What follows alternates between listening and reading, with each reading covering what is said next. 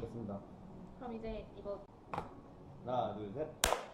일단 오늘 네. 저희가 90년생이 온다라는 책으로 같이 얘기해 볼 건데 일단 여기에서 꼰대라는 키워드를 가지고 이제 얘기를 할 거잖아요. 책 소개를 먼저 하고 좀 들어갈까요?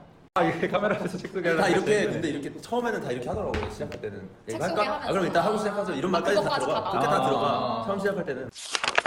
최근에 신작으로 나오고 나서 꽤 화제가 됐던 책 중에 하나인데 이제 기업의 90년대생들이 많이 이제 취업을 하다 보니까 기존에 있던 70년대, 80년대생들이랑 충돌이 생기기 시작했어요. 그래서 그 세대들이 좀 새로운 세대를 이해해보자, 이해하자라는 취지로 쓰여진 책이고요. 그래서 오늘 90년대생 대표로 나오셨고 지금 본의 아니게 기성세대가 됐는데 한번 두 분도 어쨌든 읽긴 했으니까 어땠는지 느낌 간단하게 소개를 해주세요. 있네요.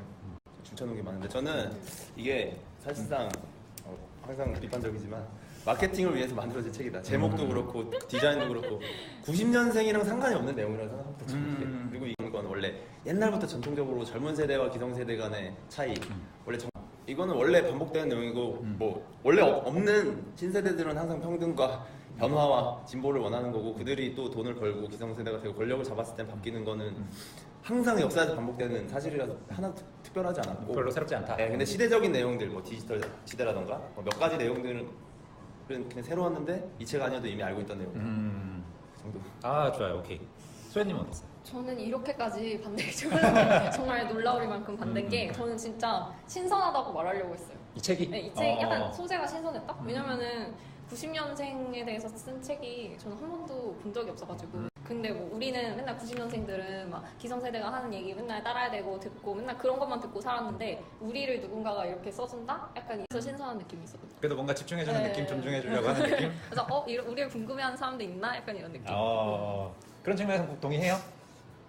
이분이 이제 90년생 대표 네. 나는 일단 동의를 잘 못하겠는데 우리랑 같은 세대 한 살 차이밖에 안 나는데 그리고 뭘 지적하고 싶은지 알 것 같아요. 90년대생에 대한 얘기라고 해놨는데 사실 90년대생들도 해마다 너무 달라요. 맞아. 상관이 없는 90년생과 99년생은 너무 달라요. 그래서 이건 90년으로 사실 묶기는 좀 어려운 부분이 있는데 그래서 왜 이게 저는 무조건 에세이에서 처음엔 살려고 찾았는데 못 찾다가 경제 경영 코너에 있는 걸 보고 확실히 마케팅용 책이라는 걸 확신을 했어요. 이 제목부터 맞아. 이런 워드 뽑은 것부터 그 매대 위치까지 마케팅을 위한 책이구나. 그렇죠. 일단 저는 이 책으로 독서 모임을 그때 했었는데 반응이 전반적으로는 괜찮은 편이었어요. 일단 90년대생 자녀를 둔 분의 경우에는 이 책이 내 자녀를 이해하는 데 굉장히 도움이 많이 됐다. 이러한 좀 소감을 넣으셨고 아무래도 이게 세대에 대한 이야기를 하다 보니까 세대로는 기본적으로 일반화를 전제로 할 수밖에 없어서 이런 아쉬움이 계속 나올 수밖에 없는 것 같아요. 자, 근데 일단 어쨌든 이 책에서 되게 다양한 이야기를 다루고 있긴 한데 가장 좀 인상적이었던 내용? 얘기를 해보고 싶다 하는 거 뭐가 있어요? 아까 말했는데 그 정직함 90년대생들의 특징 중에 하나가 뭐 간단한 뭐 하다 정직함이 있었잖아요 마지막에. 거기서 예전에는 정직함을 그냥 어떤 무언의 약속으로 바랬다면 이제 요즘 90년대생들은 시스템적으로 체계화되길 바란다.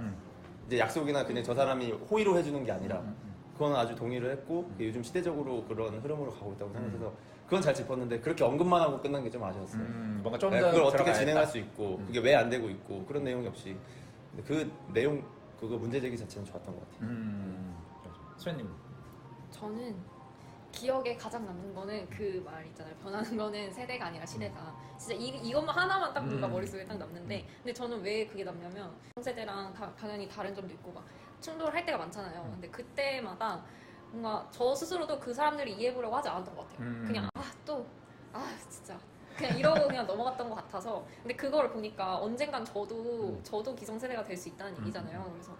그래서 오히려 우리 세대에 대해 쓴 책을 봤지만 그냥 나도 기성세대를 이해해야 되겠다라는 생각 을 오히려 갖게 해준 것 같아요. 사실 저는 이 책을 조금 긍정적으로 봤던 부분은 작가 자신이 자기가 꼰대일 수 있다는 걸 인정한다는 거였어요. 내가 꼰대일 수 있다. 꼰대가 아닌 사람은 없다. 그래서 우리는 꼰대가 되지 않기 위해 노력은 해보자. 약간 이런 태도로 좀 이걸 서술한 그 접근 방식은 되게 좋았던 것 같아서 사실 이 책에서 하고 있는 이야기들은 결국에는 기성세대들한테 우리 꼰대가 되지 맙시다. 네.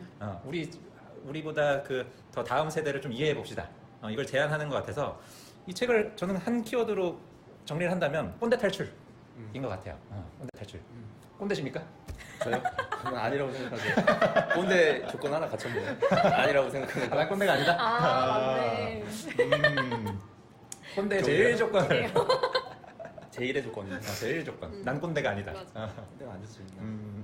좀 자세부터가 건방져 지금. 아니 이런 게 건방지다고 생각하는 게 꼰대죠. 어? 이 자세가 편해서 이러는 건데 버릇도 없이 어디서 화를 이렇게 그런 느낌 아닙니까 그게? 사과드립니다 지금. 근데 꼰대라는 게 저는 꼰대가 뭐지? 이런 생각도 드는 것 같아요. 각자가 생각하는 꼰대. 꼰대. 한번 내가 생각했을 때 꼰대. 꼰대? 지금 다들 누굴 저는 떠올리는 건 없고 저는 일단 꼰대가 있다고 생각하지 않기 때문에 근데 굳이 정의를 이 세상에 꼰대가 없다고 생각하는데 저 말 자체가 잘못됐다고 생각하는 사람 입장에서 굳이 하나 뽑자면 그러니까 더 이상 배울 의지가 없는 사람들이라고 생각은 해요. 배울 의지가 없는 사람들. 옛날에 그런 얘기 들은 적이 있는데 내 가슴속에 품고 있는 말 중에 하나인데 이 세상 모든 사람 어떤 사람을 내 앞에 갖다 놔도 누구든지 나보다 엄청 잘하는 무언가는 하나씩 갖고 있다고. 그걸 보려고 하고 배우려고 하면 누구한테든지 뭘 배울 수 있는데 그럼 저 사람보다 당연히 내가 이걸 잘하니까 내가 위다라고 생각하기 시작하면서 저는 이제 유연함이 이제 없어진다고 생각해요. 근데 난 이제 배울 게 없다라는 생각을 하는데 그건 이제 꼰대라고 생각하진 않고 이제 뭐라 그러지? 안타까운 거 인기 없는 사람이 되는 길인데 근데 나는 그걸 꼰대라고 하고 싶진 않아요. 꼰대는 약간 나쁜 사람 얘기하는 것 같아요. 그 사람이 나빴다 적으로 뭔가 인지하는 것 같아서 그 말 자체도 폭력적인 것 같고. 그렇죠. 요즘에 쓰이는 꼰대는 특히 아예 저 사람과는 난 소통하지 않겠다는 걸 이렇게 선언하는 듯한 호칭이어서 그 단어를 쓰는 사람들도 너무 적대감이 드러난다. 수현님은 어때요? 저는 그냥 약간 그 꼰대 같은 사람을 뭐 봤을 때 많이 한 생각은 난 나중에 저러지 말아야지 그냥 이 생각을 되게 많이 했던 것 같아요. 그러니까 내 기준에서 저 사람은 약간 꼰대스러운데라고 했던 사람 보면은 나중에 맞아요. 나이 먹고 저러지 말아야지. 되게 삶의 방향성을 제시해주는 사람들인 거죠. 되게 좋은 사람들이에요. 저렇게 늙지 않으면 그래도 괜찮은 사람은 되겠다. 제가 생각하는 꼰대는 이해해보려는 노력을 하지 않는 사람. 그런 측면에서는 뭔가 젊은 세대가 기성세대를 말할 때 꼰대 이렇게 하는 태도 자체도 꼰대스러운 태도라고 생각을 해요.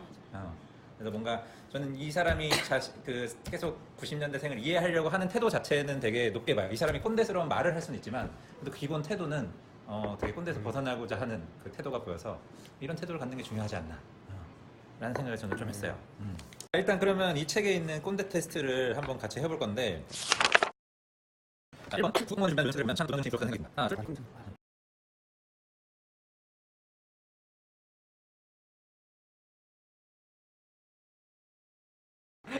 자기 개발은 입사 전에 끝내고 와야 하는 것이다. 하나, 둘. 저 그냥 이러고 있을게요. 그냥 계속 다 A야? 둘은 다 X야? 다 전 다 X예요. X. 이런 유선자들 콘테 테스트 항목 중에서 얘기를 해보고 싶은 항목 하나씩 짚어볼까요? 이번에 은서님이 얘기해보고 싶은 거? 처음 만나는 사람에게 먼저 나이나 학번을 물어보고 이야기를 풀어나가야 속이 편하다. 나 X. 나는 저도 X. 이거는 속이 편하다 막 이런 것까지는 아니고요. 기본적으로 저 3번 질문도 그렇고 5번 질문도 그렇고 정말 자기가 혼자서 농사 짓거나 작가를 하거나 이런 게 아니면 어쨌든 저는 사회성이라는 게 좀 중요하다고 생각하고 그리고 그 사회 분위기나 어떤 관례 같은 거는 나 혼자서 깰 수 있는 게 아니잖아요. 시대가 가면서 바뀔 수는 있겠지만 그걸 적응을 해야 된다고 생각해요. 근데 나이 때문에 내가 위야 이렇게까지 하자는 건 아니고 어느 정도 룰이 있으니까 그걸 확인하면 사회가 요구하는 행동 양식을 내가 보여주기가 편하잖아. 그러니까 보통 어린 사람들이 할 수 있는 행동을 내가 쉽게 보여줌으로써 내가 사회성이 좋은 친구구나 뭐 이런 걸 할 수 있으니까 아무래도 나이나 이런 걸 먼저 알았을 때 편한 것 같긴 해요. 바로 이제 처음 보는 사람 앞에서도 예를 갖춘다거나 아니면은 내가 만약에 나이가 어리다면 어린 사람 입장으로 이 사람한테 어프로치 할 때 금방금방 진행이 되는데 아무것도 모르고 하면 오히려 뭐라고 해야 되지? 낯선 사람은 진짜 사상으로 이 사람으로 해야 되는지 생긴 걸로 해야 되는지 저는 그게 더 혼란스럽다고 생각하거든요. 그래도 사람한테 할 때 최소한의 네. 정보로서 필요하다. 네, 네. 저는 언제부터였는지 모르겠는데 별로 처음 만난 사람의 나이가 별로 궁금하지 않아요. 그냥 어차피 저보다 어리고 나이가 많고 이거는 저한테 있어서는 그 사람을 대하는데 별로 중요한 문제는 아닌 것 같아요. 저는 사실 하는 일이 이래서 그런지 나이랑 학번을 물어본 지가 한참 됐어요. 그래서 나이와 학번을 얘기해 본 기억이 너무 머나먼 일이라서 이게 사실 좀 되게 개인적으로 먼 이야기거든요. 근데 회사에서 이런 거를 따지는 경우들이 많이 있어요. 무조건 따지죠. 회사 무조건 같은 긴밀한 조직 같은 경우는 그걸 모른다는 게 더 말이 안 되는 거고 아. 내 동료 사원이 몇 살인지 모른다는 게 사실 더 문제가 될 것 같고 왜냐면 그거는 사회 조직이 어쨌든 그건 위기가 담보가 된 조직이잖아요. 당연히 저 같은 경우는 들어갔는데 그냥 제가 궁금해하지 않고 물어보지 않았는데 그냥 알게 됐어요. 나이를 알죠. 자연스럽게. 이력서를 보면 자연스럽게. 알지. 자연스럽게. 그냥 아마 그분들도 제 나이를 그런 식으로 알았을 것 같아요. 그러니까 여기서 이 질문에서는 나이나 학번을 물어본다가 문제가 아니라 나이나 학번을 확인함으로써 내가 이 사람을 어떻게 맞아. 대할지 판단하겠다. 그게 서열을 뭔가 그러니까 서열 이게 정리를 제가 볼 하려는 때는 노력이 맥락이 없어서 그런 것 같아요. 예를 들면 우리 애들과 같이 그냥 정말 관심사로 모임에서 몇 살이에요 했을 때 나보다 어리면 말 놓고 이거는 무조건 문제라고 보지만 사회적인 상황 속에서는 이런 것들을 확인하는 게 저는 어떻게 보면 필요하다. 효율적인 시스템인 것 같고 회사 생활이나 그럴 때는 아는 게 좋잖아요. 근데 여기서 말하는 거는 이제 아주 개인적이고 사적인 자리에서도 이런 걸로 위계를 만들려고 하는 게 그게 나쁘다 문제인 이렇게 하고 싶어 하는 것 맞아. 같아요. 그렇죠. 그 서열 문화를 타파해야 한다를 얘기하는 것 같고. 아 그러면 두 분은 누군가를 만나서 대할 때 나보다 나이가 어린 사람이에요. 그러면은 대하는 방식이 달라져요. 뭐 제 주변에 진짜 나이 많으신 분들도 막 저랑 그냥 어울리면서 막 진짜 친구처럼 놀고 이런 경우도 많으니까 그냥 그래서 그런지 그래서 별로 신경을 안 쓰게 됐던 거 아닌가 싶어요. 어린 사람들의 나이를 굳이 따지지 않으니까. 네. 문선님 어때요?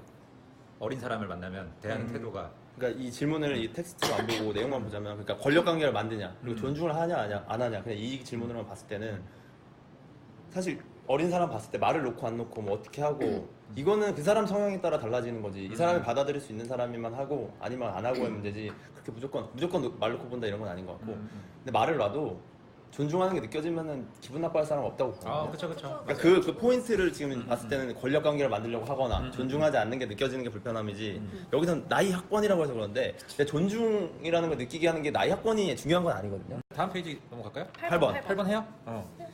자, 이건 제가 체크했는데 1년간 육아휴직을 다녀온 동료 사원이 못마땅하다. 아 이거에 대해서 이거는 만약에 오를 들 사람이 있다면은 한 가지 경우인 것 같아.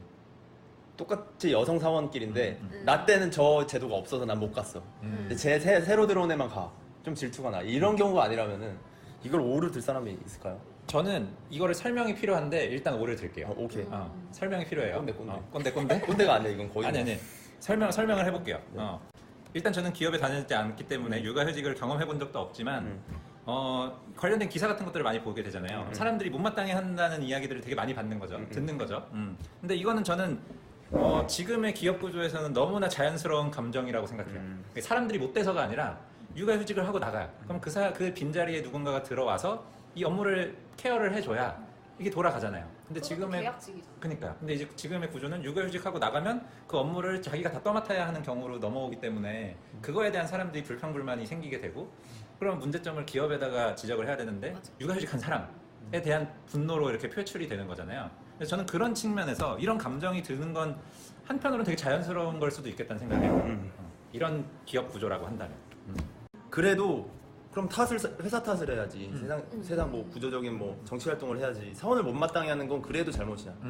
그거는 맞아. 어쨌든 잘못된 거기 때문에. 이건 어쨌든 자기가 계산하려고 해야 한다.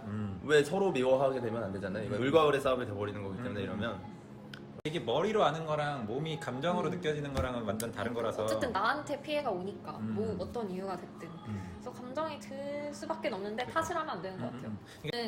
저는 이 작가분 인터뷰 같은 거 봤는데 이분이 지금 육아휴직 중이래요. 그래서 뭔가 들어간 것 같기도 한데 이제 본인의 앞날을 걱정한 거 아닐까 싶기도 하고. 근데 그럴 수 있어요. 네, 왜냐면 이분이 남자분이잖아요. 근데 요즘에는 원래 다 법적으로는 그쵸. 남자 여자 다 쓸 수 있는데 제가 예전에 기사를 봤는데 그 남자가 쓰는 거를 특히 더 못마땅해 한다고 그치. 하더라고요. 저건 쓸 게 아닌데라고 네, 생각하지. 그래서 유난 떤다. 뭐 그러니까 논다고 생각하죠. 네. 육아휴직 그리고 쓰면. 뭐 너만 애 있냐 반응을 한다고 하는데 저는 그것도 좀 저는 그거에 있어서는 사회 구조적으로도 문제가 있는 것 같은 게 그 왜 아빠들이 나중에 외롭다고 그러잖아요. 애들하고 이 유대감이 없으니까. 맞아요. 그래서 저는 그것도 어떻게 보면은 남자들도 피해자인 것 같아요. 이런 육아휴직을 제대로 있는데도 쓰지 못하고 애들하고 유대감이 그럼 당연히 아빠는 외로워지고 이게 개인의 문제가 아니라는 거죠. 그래서 좀 저는 그런 식으로도 좀 얘기해볼 필요가 있는 부분인 것 같고